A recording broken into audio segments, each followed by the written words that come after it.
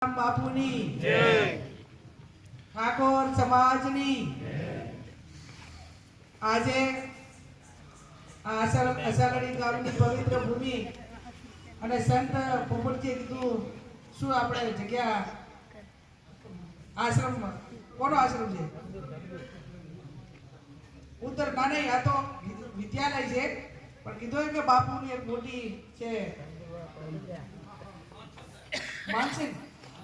માન સાહેબ માન સાહેબની આ પવિત્ર ભૂમિ કહેવાય, સંતોની ભૂમિ કહેવાય, શૂરવીરોની અને રાજકીય આગેવાનોનું જ્યારે આ કામ હોય ત્યારે બળવંતજી, માનસિંહભાઈ, અનારજી, જેહુજી, પોપટજી, આપણા બધા સ્ટેટના સૌ આગેવાનો, અસાગડી ગામના આપ સૌ વડીલો, યુવાન ભાઈઓ અને બહેનો, આવતાની સાથે જ મેં દિલીપભાઈનું નામ વાંચ્યું એટલે ખૂબ રાજી થઈ અને પછી એમને પોપટજીએ પરિચય આપ્યો કે અહીંયા 9 અને 10મું ધોરણ પણ ચાલુ છે એટલે દીકરા દીકરીઓ ગામમાં જ ભણી કે એના માટેની આ વ્યવસ્થા થઈ છે એ ખૂબ સરાહનીય કામગીરી છે.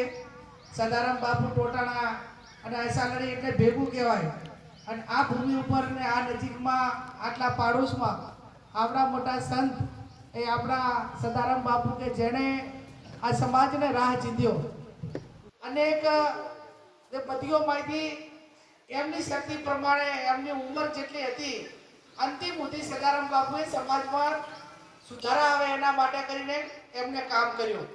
બધા ભજન થકી હોય, આશીર્વાદ રૂપે હોય, અનેક રીતે આવ્યા. પણ 4મી તારીખે બળવંતજી બંધારણ વાંચ્યા પછી વગરથી હું ડાયરેક્ટ બહાર ગઈ હતી. લગભગ અઠવાડિયું 10 દાડા પછી ખબર આવ્યા પછી આ સમાજની મીટિંગ આ પહેલી બેજાવાળા અને બીજી અસાગડી છે. એના હજી અમારા તાલુકાનાથી રૂટ મોટવાળાની મોટા ભાગના એના પહેલા મીટિંગ પહેલા થઈ ગયા હતા અને બીજા વહીવટી કામોના કારણે અલગ અલગ તાલુકાના બધા આગેવાનોને જવાબદારી સોંપી છે.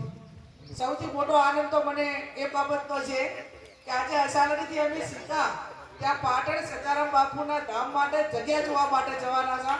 એ સૌથી મોટી વાત છે. આજે બેનજી ભલે તમે ઘરે અડધો કલાક બેસજો, એમને મેં કહી દીધું છે એટલે અડધો કલાક મારે ત્યાં જવું પડશે. સમાજનું જે બંધારણ છે એનું પૂરેપૂરું પાલન કરજો. જે આપણા મૂળ મુદ્દા જે છે આ 12 મહિના તમે થોડું બધાને એમ લાગશે અનપકડું. આપણે પહેલા રાતે દાન લઈ જતા એ ટાઈમે એમ લાગતું હતું કે દિવસે દાન થશે કે નહીં તો એવું હતું ને. પણ હવે આમ થઈ ગયું કે ના થઈ ગયું કે હવે સવારની જાનની પ્રથા પડી ગઈ. 3 વાગ્યા સુધીમાં તો 4 વાગે તો બધા ઓળમણા બધું પૂરું. એટલે તો એ ટાઈમે આપણે દિવસે દાનનો નિયમ લાવ્યો એટલે આવ્યો, ના લાવ્યો હોત તો હજી રાત હોત નહીં હોત. એટલે અમુક સમય પરિવર્તિત થાય એમ આપણા સમાજના જે પ્રસંગો હોય, રીત રિવાજો હોય એ સમય વર્તે એને પાછા પુનઃ વિચારણા કરીને જે સમય ચાલતો હોય પ્રમાણે કરવા પડે.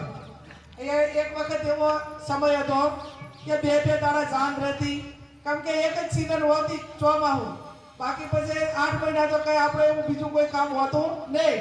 એટલે 2 દાડા દાન લઈને યુનિવર્સિટી બનાવી છે ને આખી તોય ઠાકોર સમાજ એકલો બનાવી નાખશે.